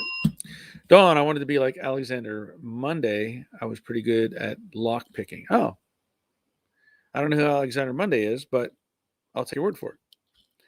I never really tried to do much in the way of lock picking. It wasn't high on my agenda. It's, you talk about things and what people do or how they will take advantage of other people. And I can't say I've ever been that good at that. It just doesn't work for me. One situation, whenever we built this shop, put the garage up, I had the electric company run, you can see it over there, 200 amp service into the garage, up to the garage. And in doing so, I had to put in a line that would run from the box to the outside or whatever. I forget whatever the configuration was. And I said, it had to be encased or something. And I said, why? And he said, so you can't steal electricity. And I was like, steal electricity? Why would I do that? And they said, well, that's why they had to do it. They have to actually have the input, like before the meter, basically is what I'm saying. Is when it going up to the meter, it has to be in a pipe or tube or something so that you can't just splice in and steal electricity. I was like, I never even thought about that until you said that. That never appeared in my mind. I never really thought of that as an option. And I not that I would have done it, but I was like, my mind doesn't work that way. You do the right thing and try to do the right thing for people, and it just didn't work. Ray Buckman, all right, folks, got to run. If I don't see you all Thursday, Merry Christmas to all. Thank you for being here, and Merry Christmas to you, Ray. LGB, yes, all the way. I'll say it. Let's go, Brandon. I'll say it. Let's go, Brandon. I ain't afraid. Shane, San Francisco people are posting signs in their car windows saying it's unlocked. Look inside, no valuables. What a shame. Yep. Rick, super sticker. Merry Christmas. Thank you, Rick. Appreciate that. Awesome, man. Awesome. Thank you. Brian, I grew up in this town about 6 miles out. We didn't even lock the house doors in case someone broke down and needed our phone if we were gone. Wow, I miss those days. Yeah, that's exactly, I mean, how it was where I grew up. Even at the junkyard, we never locked the house ever. And again, if somebody showed up, walked in the door, half the time it was like, well, what do you need? How can I help you? But yeah, I miss that too. I miss that too. In fact, I know we had one situation. Now that you're talking about that, it was in the middle of winter, probably 77 when we had these huge snowstorms, and somebody got stuck on our road, and just they walked to our place, and it was 11, 12 o'clock at night. I think we were all in bed, and heard somebody open a door. Of course, we all got up, and my dad knew the guy, but he just came in the house. He's like, "I'm freezing. Come on in, sit down, get warmed up. We'll get you pulled out," kind of thing. Not anymore. Clark, amazing how they can arrest criminals, but God help you if you don't defend yourself. If you defend yourself, yeah, exactly. Dawn, Alexander Monday takes a thief. TV show in the '60s. Oh, okay. Okay. Shane, it's like we're living in an alternate universe. Yeah. Whoops, Dawn. Pot growers tap in ahead of the meter so cops don't see the grow light power use. See, not even in my mind. Not even in my mind, but I get it. I get it. Ish. In New York, people steal electricity from the light pole by opening the base. It actually has an outlet built in it. Yeah. I'm not surprised. I'm not surprised. Rick, people have been known to use jumper cables to bypass their meter to steal electricity. I'm just saying, I never even considered that as an option. It just doesn't click in my head that way. Rally, I want to convert my 67 from drum to disc. Are power disc brakes worth it? Just keeping a 289 in its stock. I mean, if your drum brakes are working good, there's a lot of people that swear by drum brakes as a function. If you're just driving the car around, not really doing anything crazy with it, drum brakes are fine. As long as you keep them adjusted and clean and all that sort of thing. They worked all for decades. Drum brakes work great. Now disc brakes, power disc brakes are nice. I converted the 68 to disc brakes. I just wanted a little more power to stop. And originally, when I was putting the car together, I considered that my wife might drive it, and I wanted her to be able to hit that brake pedal and have it stop. You can run into difficulty sometimes with the drum brakes. Could take a little more effort in some instances to get it to stop. Here's the real thing. Overall, you can make any brake system work good, drum or rotor, disc, whatever. The difficulty you really run into is experience. Somebody who's young and has been driving a modern car with ABS and starts as soon as you turn the key and all those conveniences we're used to now, they don't have the experience or the knowledge to understand that you can't just stomp on the brakes in a classic car and just expect the car to do the work for you. So that's where you run into some gray area. It's pretty easy, I would think, on a wet road or something, somebody stomps on the brakes with a drum brake car. You could do this with disc too, but it seems like more than likely you could lock up all four wheels real quick and run into a problem. Disc brake car is a little bit different bias to it, so it may not affect it quite as much. But that's the real thing, is people are used to the ABS kicking in. I'm thankful for ABS. It has saved me several times in vehicles that I've driven where somebody's pulled out in front of me or stopped suddenly and I've had to stop. If I'm driving the Model A with the 4-wheel drum brakes, I can't stop the brakes and get the wheels to lock up anyway, because it's all mechanical. There's no hydraulics. So just consider those options. Now, who's going to be driving it? What kind of experience do they have? In fact, if you have somebody who's younger who has not experienced that sort of feeling, it's worth it to go out to some parking lot somewhere, get it up to some speed, and stomp on the brakes so they can see what happens. Those kind of experiences, like when I was growing up north in Pennsylvania, we used to do all kinds of crazy stuff in the snow. Take a front wheel drive car, go zipping across the parking lot, yank on the power brake, the parking brake, and just do donuts. And we would practice like doing donuts and unlocking the brake and catching us coming out of the spin, catching the car and keep going. And it was fun, but it was something you kind of learn and you transition that knowledge into later in life. But some young people just they'll never get that experience. And there's no way to learn from that. Bubba, Rick Game, people used to put big magnets behind their meter to slow it down. I've heard of that. Clark, manual disc can be better in some cases. Yes.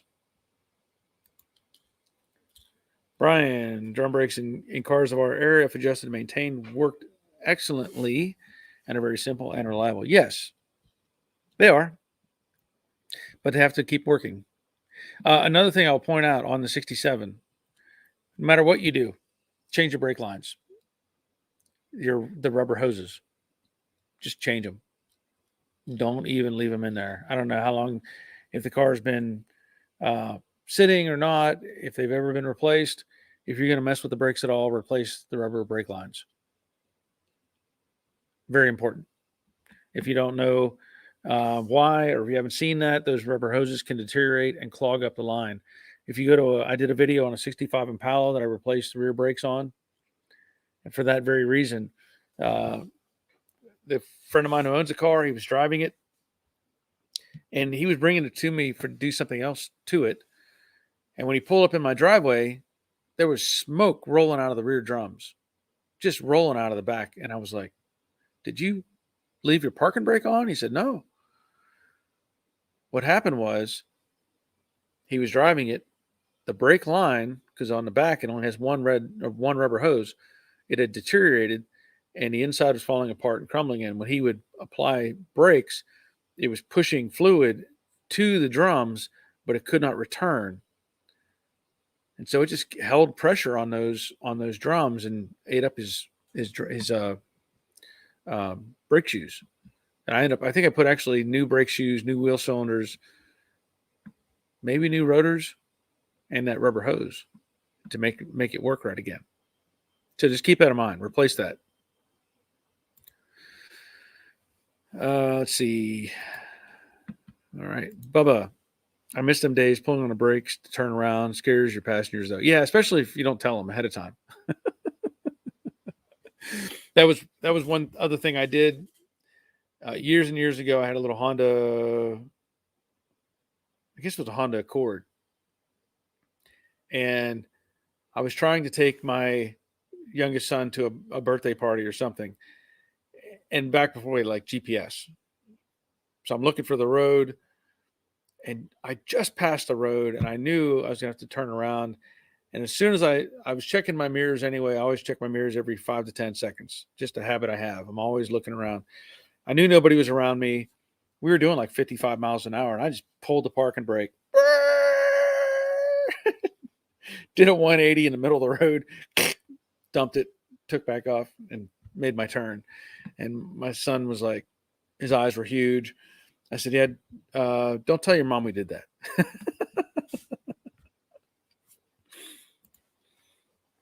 Dennis, in British Columbia, Canada, electric company changed out all house and meter account. You could pull the meter off, turn it upside down, put it back on. Meter would run backwards. Interesting. Shane, wow, Dennis, I wish I could do that with my truck gas gauge. That would be nice. Brian, have to go cook dinner. Everyone have a great week. Thank you, Brian. Speaking of, I'm just going to mention this. Um, my wife and I made a meal today that we haven't made in quite a while. I mentioned Thanksgiving about turkey rice soup. Today we made cabbage, onions, and kielbasa, or kielbasi, however you want to say it. Um, and I hadn't ever cooked that before. I was thinking making it in a crock pot, that sort of thing. My wife's like, no, just throw it in this big pot, cook up the kielbasi, and um, throw the cabbage in, throw an onion in, chopped up and everything. It's fantastic. Fantastic. Good stuff. Haven't had anything like that in quite a while. Okay. I'm probably going to end up. Oh, let's see. Who do we have here? Jeff. Jeff, awesome, man. Thank you, sir. Thank you. Thank you. Thank you. Merry Christmas to you. Thank you. Appreciate that. That's awesome. Bob, well, Bear, I have to go leave, so I have a good night and everybody, and be safe and Merry Christmas. Yes. Happy Merry Christmas to you as well. And well, I'll say Happy New Year, but I'll probably be on here again before New Year's gets here.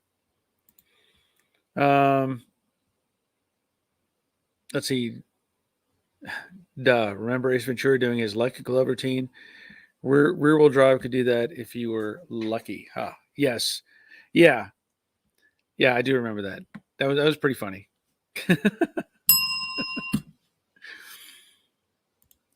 Dawn, I'm getting hollered at. Gots to go. All right. Well, glad you're here, Dawn. Magnus, I found your channel looking for reviews on Harbor Freight Black Widow spray gun. Can you tell me if you still like the gun and would suggest it? I do still like the gun. No real complaints on it. I have two of those guns. I have the top, or the base gun, whatever, and then the top coat gun. However, I do use a regular clear coat gun that I have separate. There are other people who have used just the one gun. I've seen videos where they sprayed everything with that one gun and had good results with it. So yeah, I still like the gun. I still like the gun. I still use it. In fact, I'll be using it very soon on this little Honda whenever I paint these panels. I have to paint the hood and the bumper cover and the fender. So I will be using it for that as well. Good question. Shane, Merry Christmas. Have a Merry Christmas, Barry. Got to go. Glad you're here, Shane. Merry Christmas to you and yours. Rick, this is one of the best live streams on YouTube. I really enjoy it. Thank you, Rick. I'm glad to hear that. I know sometimes I wonder if there's stuff that I'm talking about that may or may not be that important. That's why I often ask, what do people have questions about? Because for me, if I would just talk, I'd like to have subject matters. It helps out. It helps keep it fresh and keep people interested. Don, Merry Christmas. Merry Christmas to you, Don. And Magnus, thank you. You are welcome, sir. Ron, I too am using the Black Widow spray gun, priming my Mach 1, and really like it too. Yes. Yeah, I would think the only complaint that I've had at all isn't with the gun itself. It is more about the adapter that I'm using for the PPS cups. Let me just grab it real quick.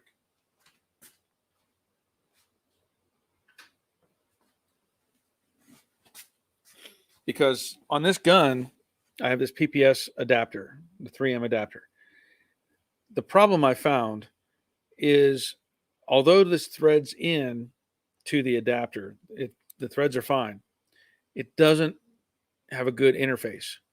And what I mean by that is the taper, where these two pieces are supposed to meet. The Black Widow has a certain angle and the adapter has a certain angle, and they're not the same. So I have had problems with having material come out of this sometimes when I'm trying to spray. I did put some, I don't know if I used some Teflon or something. I put something around that to try to alleviate that problem. It's not the gun's fault. Nothing wrong with the gun. It is the adapter. If the design was this first PPS design generation, or first generation design, they may have sold those those guns that had a different taper to them. I just happen to have the old setup, so it works. But if you're just using the standard issue, what came with these, or the regular cups and stuff, shouldn't be a problem.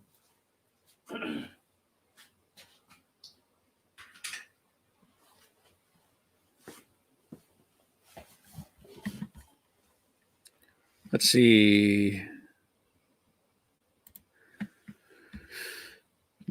I have a suicide knob on my steering wheel. First car, 69 two-door Plymouth Satellite with 440. A suicide knob. You don't see those very often.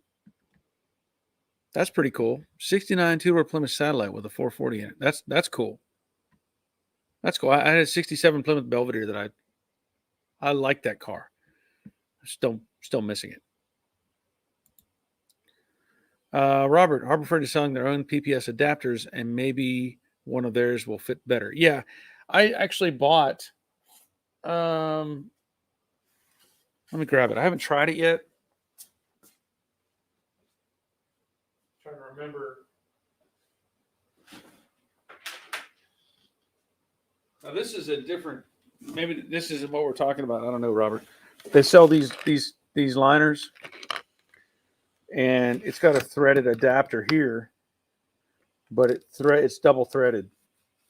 It's a double male, so that these cups will thread onto what's there. Now, I don't know if they have if you're talking about an actual PPS adapter that would fit the 3M style cups. I don't know. I guess I'd have to go up there and look at that and see what they have. Magnus, I'm looking at theirs, Harbor Freight version. Okay. Yeah, I have not looked into it yet. So I think I wanted to try these out anyway, just to see how they did. But maybe I just didn't see the new version. Okay, those and the actual adapter. Okay. Yeah, I'd have to do some more research on it because I don't know exactly what they're offering. But the gun itself, I'm happy with it. Doyle, they have a kit like, I guess, DeVilbiss system. I'm not familiar with what DeVilbiss offers. I don't know if it's like this or not, but it's got the threaded deal. I don't know. Because this kind of makes sense in a way. Make everything disposable, so you don't have to clean up anything but the gun. Just take it apart, toss the stuff. But I have been wanting to try this, just haven't gotten to it yet. The PPS cups, though, what's nice about those is you don't have to worry about air. Like this setup in the gun, you can only tilt it maybe so far, I guess, and it may cavitate. And the PPS system, if you turn it upside down, you can push up on the liner inside of the container and get all the air out of the system. So it'll keep pulling the paint even at angles and stuff. Robert, Harbor Freight has the 3M compatible stuff too. They have small packs of the knockoff PPS cups as well. Same cups as the ones on your Amazon store, but Amazon is cheaper. Okay. Well, there you go. Amazon. Thank you, Robert. And Robert, DeVilbiss has their own system similar to the 3M PPS. Okay. I have not looked at what they offer. So not familiar with them. Let me discuss some other things we have going on. Today, of course, is December 20th. So that means what? December, Monday, Tuesday, Thursday is December 23rd. I'm pretty sure about that. I'm pretty sure. Thursday is 23rd. So I probably will still do a live stream on Thursday. I don't know how many people will be here. I'm surprised we have 55 people here, which is awesome. I hope we have as many likes on the video as well. But probably go ahead and do one on Thursday at 3. Now, I also plan to do, like I said, a giveaway video for hats. So I'll have to get that put together. May try to cover some topics during that conversation. I just don't want to say, I'm going to give away some hats. Here you go. So I may cover some information on that. I still have to play around with the Mustang. I want to do a video on it showing temperatures throughout the radiator that I talked about. But before I do that, I'm going to swap out, as I mentioned, I'm going to swap out the 170 thermostat, make sure all that works, and go from there. So once that's taken care of, then I can roll the Mustang out and get these panels inside the paint booth, scuff them all up, shoot them with some primer, shoot them with some color, shoot them with some clear coat, and get this car put together, and then put it up for sale. Another thing I've been doing kind of passively is looking for more cars like this. You know, I did collision work for years and years and was pretty good at it, I would say.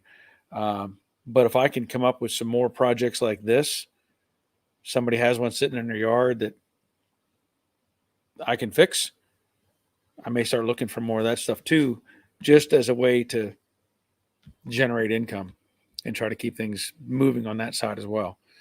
But otherwise, I'll get the Mustang put together, get the Honda back in there, and go forward from there. Hopefully, a few weeks, and the garage will be emptied out of any cars that are in here right now. And then I can get the Camaro rolled in and start going over it and doing probably some pretty detailed stuff on the Camaro to get it straightened out and get it apart and put together properly. The biggest difficulty I think I'll run into is some of the measuring or some of the bracing, because I'm going to have to cut a lot out of that car to fix the damaged area and to fit in the new piece. So I have to be very careful with how I handle that and make sure all that goes smooth. But I think that's going to be it for tonight. We've been here about 2 hours. We've had a great turnout, 56 people still showing. That's awesome. And again, I'll be back Monday for sure. We'll do it again Monday next week. And I should be able to do it on Thursday as well. I don't think there's any conflict there. So I hope everybody has a good week. And of course, we can talk about Christmas more when the day comes. Rick, everybody click the like button before you leave. Good call. Yes. And Doyle, have you found parts for the fastback yet? Not yet. Not yet. Still working on that. But we'll get there. Get the Camaro put together and get it moving out of here, and we'll be moving on to the Mustang. Definitely. So anyway, I'll be back on Thursday at 3 p.m. And I hope everybody has a good week. And until next time, take care of yourselves. See ya.